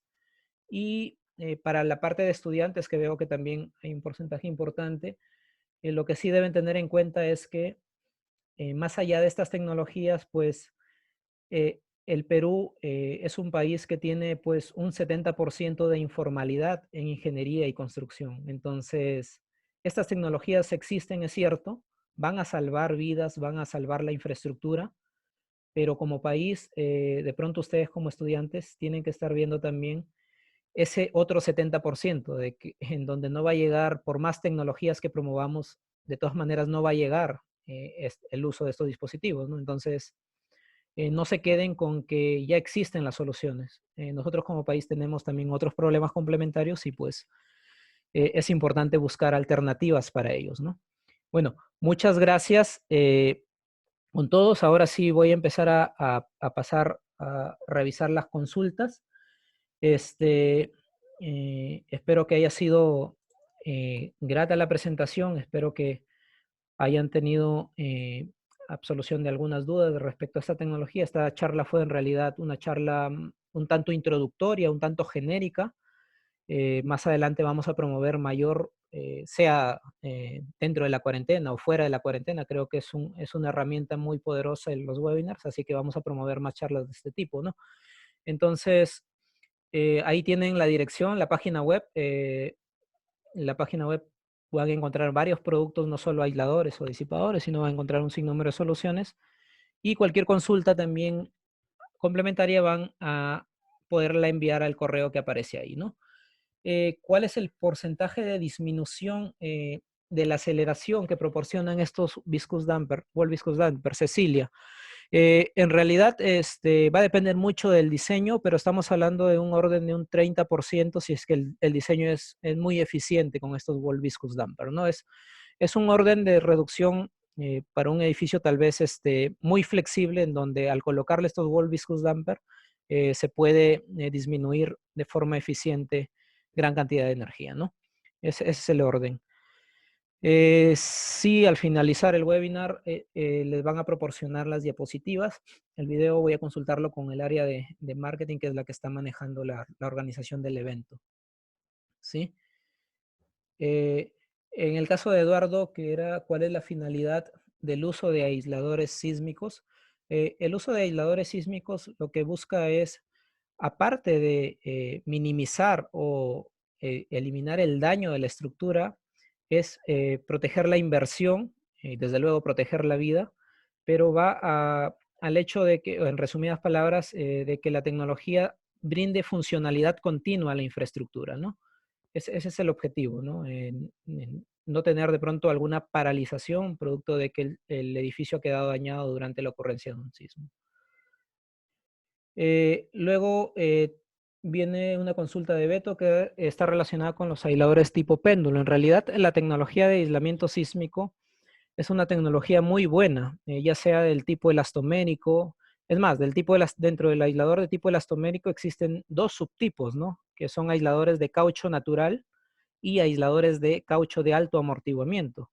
Y también, por supuesto, existen los aisladores del tipo péndulo. En el caso de Dynamic Isolation System, se ha especializado o ha mejorado o ha desarrollado la técnica o la fabricación de aisladores del tipo de caucho natural con núcleo de plomo por considerarla más estable o por que dentro del análisis de variabilidad es la que menos variabilidad tiene con el paso de los años o con producto de efectos ambientales, ¿no? Como lo que es corrosión, cambio de temperatura, condensación, etcétera, ¿no? Sin embargo, todas las tecnologías, siempre y cuando se tomen en cuenta esas variabilidades, funcionan perfectamente en una estructura, ¿no? No es que un tipo de aislador sea mejor que otro, ¿no? Sino que cada uno tiene sus consideraciones distintas, ¿no? Luego André Galvez pregunta sobre si los aisladores pueden soportar fuerzas tensión y cuál es su máximo desplazamiento que pueden soportar estos aisladores. Esta es una consulta importante. Lo ideal es que el proyecto sea diseñado para que no existan fuerzas de tensión en los dispositivos de aislamiento. Si de por sí ya, por más diseño o análisis que se haya efectuado, eh, aparecen esas fuerzas de tensión deben ser del menor valor posible. Un criterio que se utiliza a veces es limitarlas a 1.5 veces el valor de G por el valor de su área. ¿A qué me refiero con G? G es el módulo de corte del caucho, ¿no? Entonces se recomienda de que las tensiones no superen el valor de 1.5 veces G por el área del aislador, ¿no? Esa es una sugerencia que se tiene. Sin embargo, cada proyecto tiene su particularidad, ¿no? Respecto al desplazamiento, el desplazamiento estamos hablando del orden de milímetros. Cada vez que aumente, si estamos hablando de 3 milímetros, por ejemplo, no se necesita hacer ningún arreglo al aislador sísmico como tal. Sin embargo, si estamos viendo en el modelo matemático que el aislador sísmico, producto de estas fuerzas de tensión, empieza a tener mayor desplazamiento vertical, hay que hacer ahí unos arreglos o algunos detalles especiales en los pernos del aislador para que se minimice ese desplazamiento por tensión, ¿no? Esa era la respuesta, Andrés, a tu consulta. ¿Qué sucedería si el pozo Gino, Gino Nils, ¿no? Respecto a la inundación. En el caso de los aisladores, justo esto trae acotación con la pregunta de los aisladores de péndulo. En el caso de los aisladores de caucho con núcleo de plomo que nosotros trabajamos o que Dynamic Isolation System trabaja, son aisladores que están preparados para interactuar incluso en condiciones marinas y en condiciones salinas. Voy a regresar un tanto a la lámina en donde tenemos aisladores instalados en pleno muelle y en donde pues a la fecha están funcionando perfectamente, ¿no? Entonces la pregunta era, ¿qué pasa si es que los aisladores estaban la fosa de aislamiento se había inundado, como ocurrió en el gobierno regional de Moquegua? El efecto de agua sobre los aisladores de caucho natural con núcleo de plomo, en nuestro caso de DIS, no tiene, digamos, implicancia en lo que es valor de rigidez o amortiguamiento, que es la variable que determina el comportamiento del aislador, ¿no? Lo que sí, desde luego hay que verificar que hay algunas planchas eh, que, que, que son las planchas de conexión y que, pues, por supuesto, si ha estado en contacto con agua, hay que proceder a protegerlas y con un repintado para que no empiecen a sufrir algún tipo de oxidación, ¿no? En el caso de los aisladores de péndulo, este, ahí justo entra a tallar un aspecto importante, ¿no? ¿Qué pasa si es que hubiesen sido aisladores de péndulo que se hubieran inundado, ¿no? Imagínense, si bien es cierto, traen algún tipo de protección, de pronto esto pudo haber sido un inconveniente, porque ahí sí hay que extraer el agua que pueda haber incorporado al interior de estos péndulos, ¿no? En el caso de los aisladores de caucho, vienen con una capa de protección especial, que incluso nosotros no vemos el aislador propiamente dicho, ¿no? Lo que vemos es una capa de protección. Espero que haya absuelto Gino la consulta. George Palacios, respecto al tiempo de demora después de la firma de contrato, ¿cuánto demora para traerlo a obra estos dispositivos? Bueno, el tiempo estándar de fabricación y entrega en obra de estos dispositivos es del orden de 4 meses y medio a 5 meses. Entonces, eh, hay que prever muy bien cuando uno tiene, sobre todo proyectos que no tienen sótanos, donde solo hay que construir un pequeño piso técnico, porque eso va a ser determinante para el avance del proyecto, ¿no? Entonces, es considerable el tiempo, pero es el estándar de la industria. Si algún fabricante les ofrece menos tiempo, o bien es porque de pronto va a incumplir con esos plazos y que tal vez hay que acarrear un tema de multas ahí. Este, y bueno, normalmente los tiempos de fabricación de estos aisladores, sobre todo por el proceso que entra a tallar, hay un proceso de vulcanizado, es decir, ese proceso no se puede acelerar, se tiene que respetar los tiempos de enfriamiento y vulcanizado correctos, entonces hay que respetar esos tiempos, ¿no?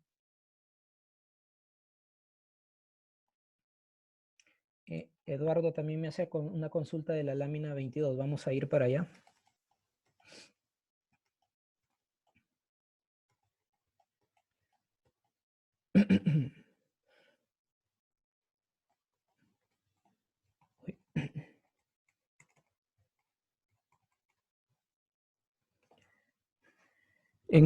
En la zona sísmica 1, si es necesario, la respuesta es desde el punto de vista normativo, no es necesario usar aisladores en la zona 1 del mapa sísmico que aprecias en esa lámina, ¿no?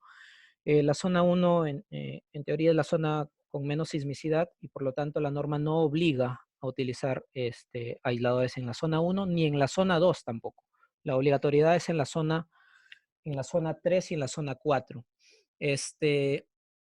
Lo que sí dice la misma norma es que el propietario puede decidir emplear esta tecnología, ¿no? No es que se prohíba tampoco, ¿no? Y en edificaciones de salud de un piso es necesario utilizar, según la norma, deben tener protección RF. Vamos a responder primero la de los edificios de salud. En edificaciones de salud de un piso es necesario utilizar aisladores sísmicos. En este aspecto, la normativa de aislamiento sísmico no es precisa respecto a cuántos niveles se puede, a partir de qué niveles se debe usar de forma obligatoria. Lo que sí hemos visto es de pronto alguna documentación del Ministerio de Salud en algún momento que aclaraba o recomendaba de que para edificaciones de un nivel no requerían que se aplique esta normativa, ¿no? Desde el punto de vista técnico, se puede utilizar en edificaciones desde un piso, ¿no? No hay problema. Desde luego, aquellos que tienen que ver con el diseño estructural, lo que van a poder defender de forma muy concreta y muy rápida es que edificios de un piso, en realidad, de forma tradicional también se pueden trabajar con un muy buen diseño estructural tradicional, ¿no? Eso es cierto. Según la norma deben tener protección contra el fuego, es cierto. La norma dice de que las soluciones van de menor a mayor rango, ¿no? Empieza recomendando los aspersores que estén ubicados cerca a la zona de aisladores. Es decir, la primera barrera que te recomienda la norma sísmica es el uso de aspersores en la zona de aisladores. Luego vienen ya otras soluciones como son mantas ignífugas, que también las tenemos, pero eso va a depender del estudio del ingeniero de seguridad del proyecto, ¿no? El ingeniero de seguridad va a decir si es que esa zona donde están los aisladores es una zona que requiere protección RF, ¿no? Pero la primera barrera o la primera limitante que te pone la norma es los aspersores, el sistema de aspersores.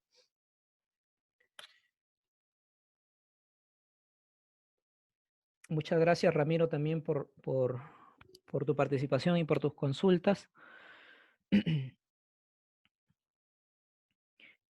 Respecto al Perú, creo que, bueno, Jaime Ramos, respecto al Perú, las investigaciones están avanzando de a pocos, tal vez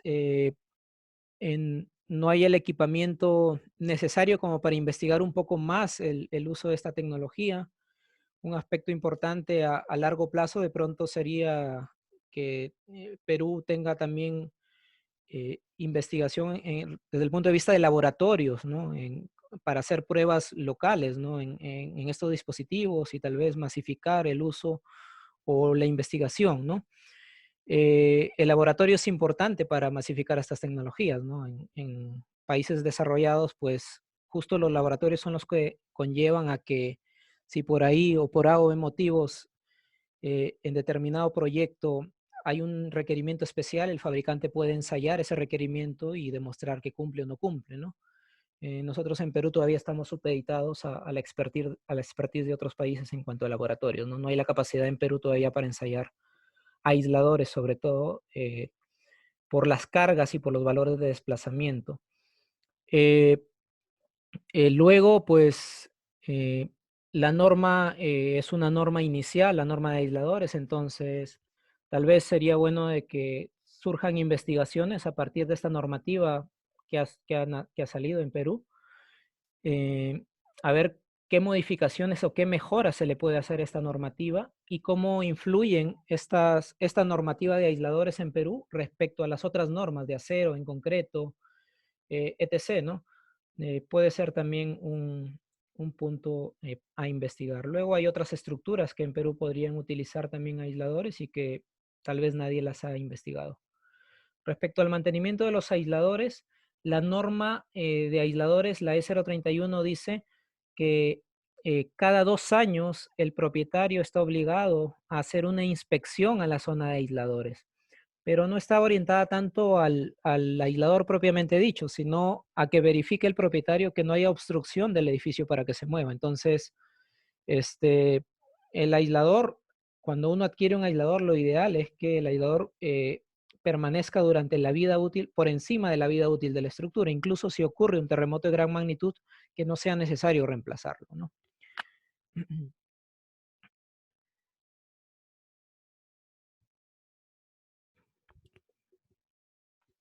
Clemente consulta respecto al uso de aisladores en placas. Sí, puede haber algún proyecto especial donde por distintas necesidades el proyecto con aisladores requiere usar placas.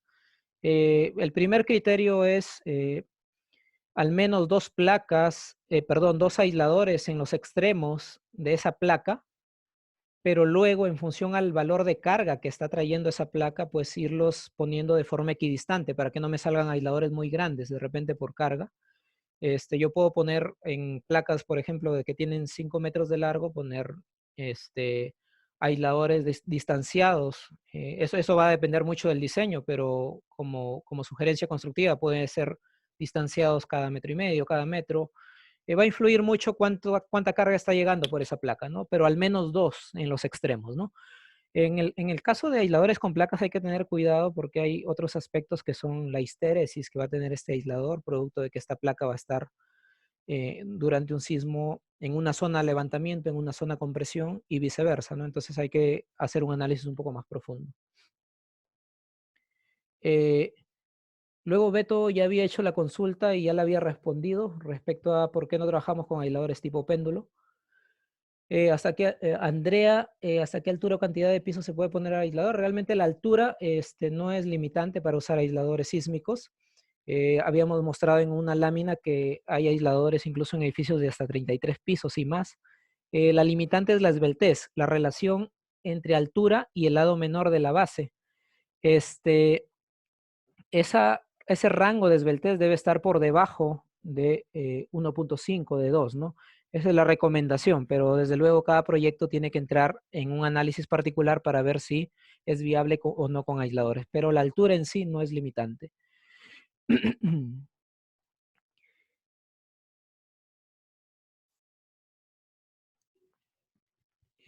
¿Hasta qué altura de pisos ya está?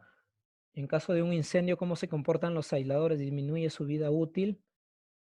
Bueno, si es que hablamos de aisladores de elastoméricos, se tiene que verificar si es que este incendio ha llegado a abarcar la capa de protección. Esta capa de protección es de casi 2 centímetros a 3 centímetros. Entonces, si es que ha abarcado solo esta capa de protección, no es necesario hacer ningún recambio, es solo mejorar esta capa de forma en obra, en el proyecto mismo, esa capa de protección. Si es que ya este incendio ha sido tan drástico que ni los aspersores ni la barrera eh, que el ingeniero de seguridad ha dicho que va a haber en esa zona ha funcionado, pues, y este incendio ha penetrado a la zona de la capa, del aislador propiamente dicho, ahí sí es necesario hacer un recambio, ¿no?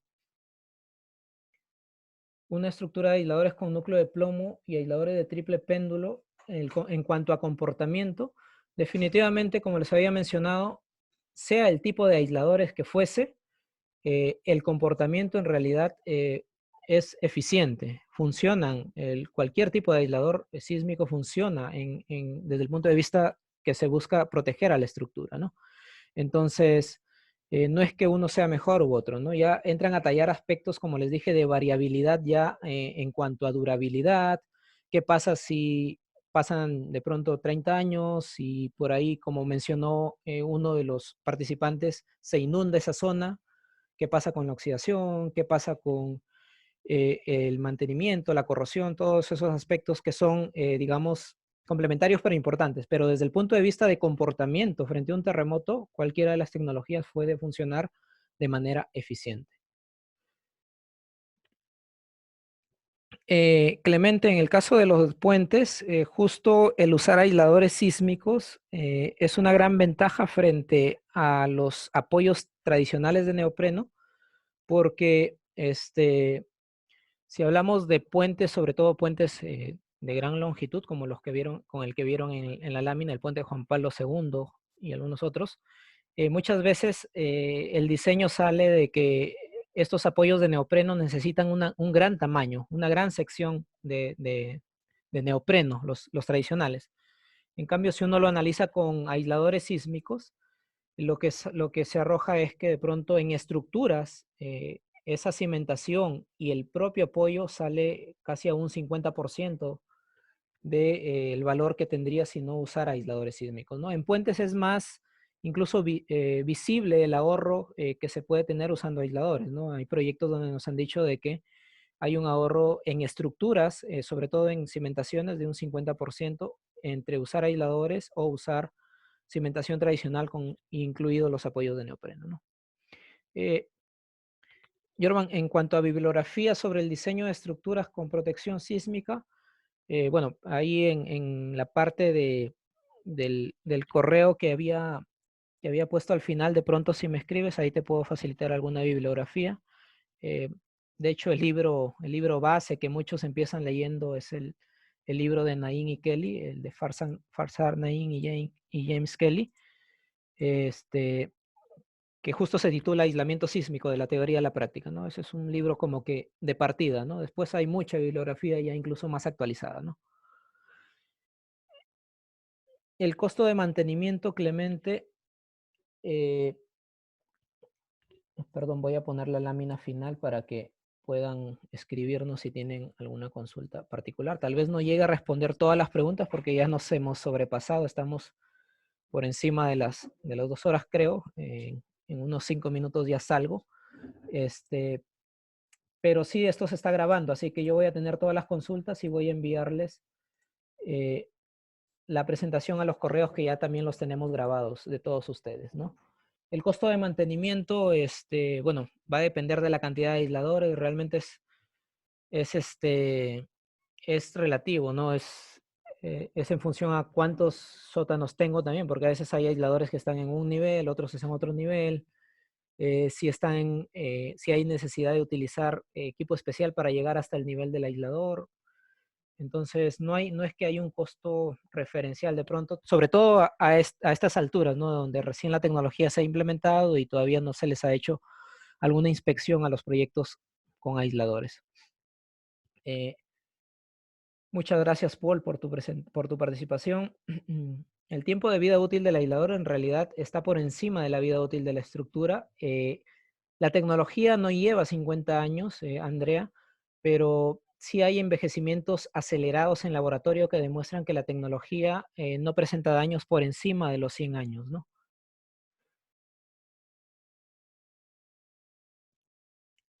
Renzo, respecto a si tenemos especialistas, sí, desde luego. Nosotros como empresa CDB, en realidad no somos empresa eh, direccionada solo a suministrar estos dispositivos. Nosotros tenemos dos divisiones, la división que se encarga de diseñar y hacer propuestas técnicas con este tipo de dispositivos. Tenemos un equipo de más de 6 ingenieros que se dedica completamente al desarrollo de este tipo de diseños y que desde luego está en constante actualización con los especialistas de nuestro fabricante, en este caso Dynamic Isolation System, que muchos de ellos participan en la elaboración de las normas americanas de aislamiento sísmico. Entonces, cualquier consulta o duda que tenemos y la experiencia que ya tenemos en más de 100 proyectos que hemos participado, ya sea como diseño directamente o como soporte a otros ingenieros, nos avalan para poder solucionar algún aspecto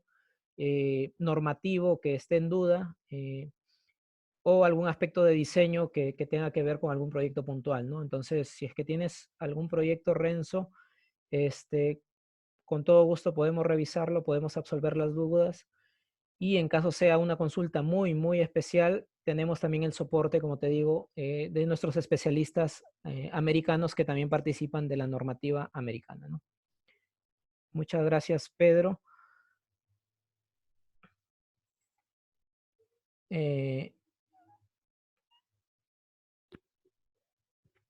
Ubaldo.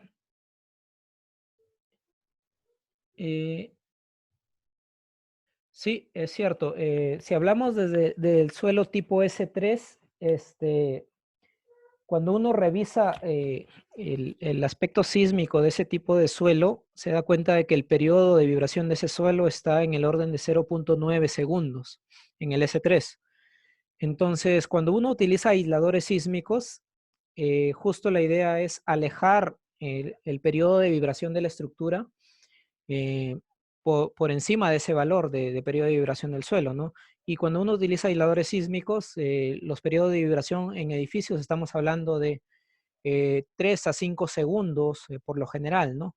Entonces, es completamente viable, si se ha corroborado que ese suelo es S3, que tiene 0.9 segundos de vibración, utilizar aisladores, ya que estamos llevando al periodo de vibración de la estructura muy por encima de ese valor de 0.9, ¿no? Entonces, no hay inconveniente con ese lado. Lo que sí dice la norma es que no nos quedemos solo con que me digan que es suelo S3, sino la norma de aislamiento te dice que si ya tú de forma preliminar sabes que es S3, hagas un ensayo puntual, ensayo de microtrepidación que determine el periodo de vibración de la zona donde vas a cimentar tu estructura, ¿no? Y ahí recién conoces el verdadero valor del periodo del suelo, ¿no? No solo basta con llegar a determinar qué es S3, ¿no?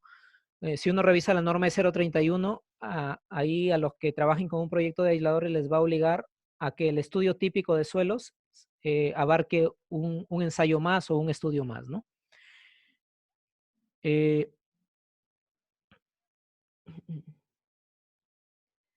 Muchas gracias, Noemí. Dave.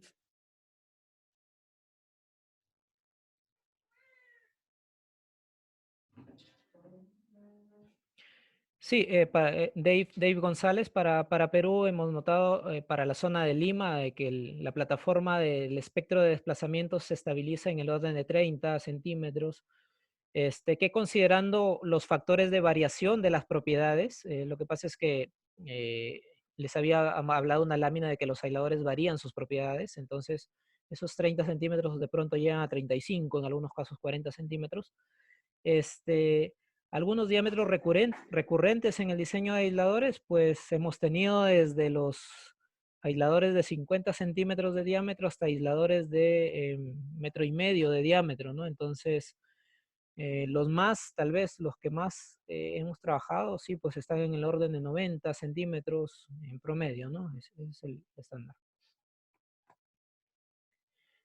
Leonidas, en suelos blandos, hay que tener un aspecto importante que ya le había respondido a Ubaldo, que hay que hacer un ensayo especial. De hecho, si hablamos de suelos blandos, ni siquiera un edificio tradicional sin aisladores debería construirse, ¿no? Este, Sin embargo, hay realidades que sí lo hacen. Entonces, si hablamos de suelos blandos, pero que aún de pronto están cayendo en S3, o sea, si hablamos de suelos que están cayendo en S3, obligatorio utilizar este ensayo especial de microtrepidación. Pero si ya estamos fuera del S3, definitivamente no se debe usar aisladores sísmicos, ¿no? Y desde luego ni siquiera se debería cimentar un edificio tradicional en ese tipo de estructuras, ¿no? Aprovechando tu consulta, Leonidas Ponce, si hay problemas tipo expansión de arcillas o tipo licuación de arenas, pues el uso de aisladores no va a salvar ese problema. Primero, el especialista de suelos tiene que proponer alguna solución a ese problema y luego recién trabajar el tema de aislamiento, ¿no? Eh, Aldair, de manera especial te envío la respuesta por inbox. Yo tengo tu correo este, para un tanto dar pase a las últimas preguntas, porque veo que tus consultas son muy buenas, pero son un tanto extensas, ¿no? Quiero cerrar con las últimas preguntas, que es, bueno, Renzo, muchas gracias. Muchas gracias, Javier. Bueno, si es que, sí, entonces voy a responder la última consulta ya de Aldair, de las 7:42 que está en el chat, y con eso ya nos despedimos. Aldair dice, se han desarrollado aisladores.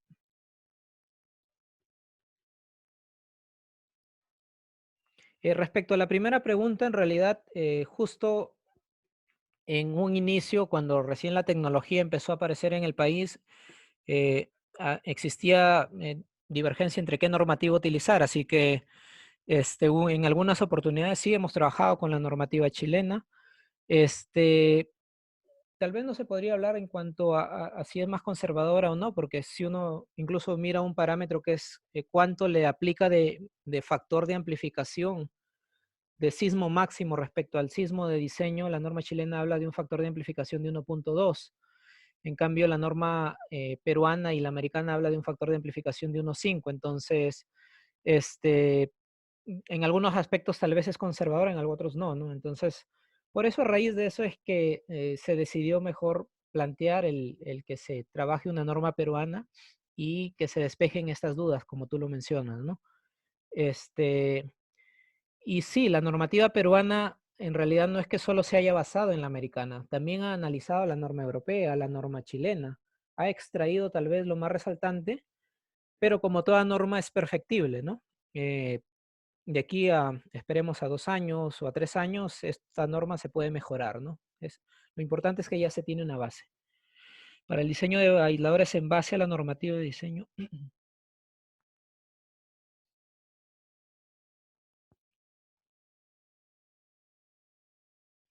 Sí, en el caso de aisladores en Perú, lamentablemente no tenemos laboratorios como para validar un tanto las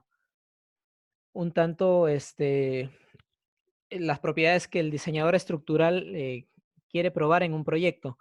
Lo que se hace ahí, bueno, una parte importante es tener la colaboración de pronto de los especialistas o los representantes de los fabricantes, que ellos ya tienen algunas variables y algunos rangos de estas propiedades que te puedan sugerir y que se acerquen lo máximo posible a lo que tú necesitas en el proyecto, ¿no? Entonces, en ese aspecto nosotros también somos muy eh, colaboradores, ayudándote a sugerir algunas propiedades de histéresis que necesites para que cumpla tu deriva, tu aceleración del edificio que estés analizando.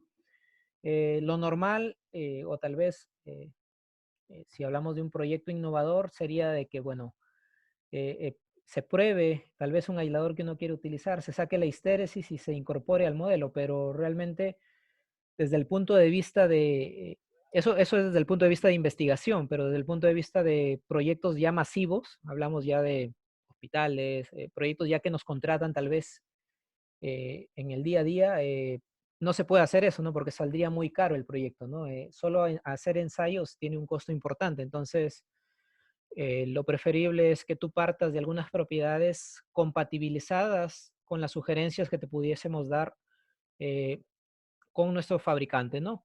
Si gustas y si tienes algún proyecto, Aldair, te podemos ayudar con ese tipo de propiedades, ¿no? Y bueno, chicos, hubieron dos consultas. Hay una sola consulta.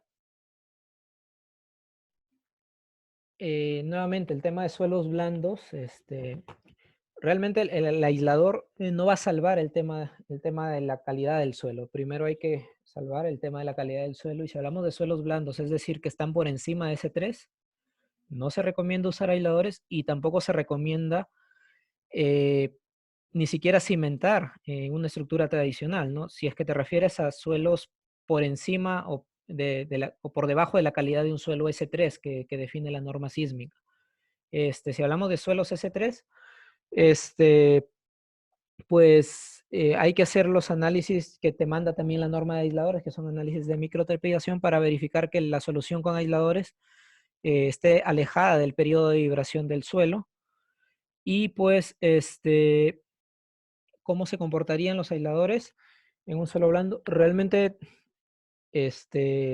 como tú dices, de pronto entran a tallar cuestiones no parametrizadas o no investigadas aún, como son los movimientos verticales. Tal vez ahí es un punto importante como para continuar investigando, ¿no?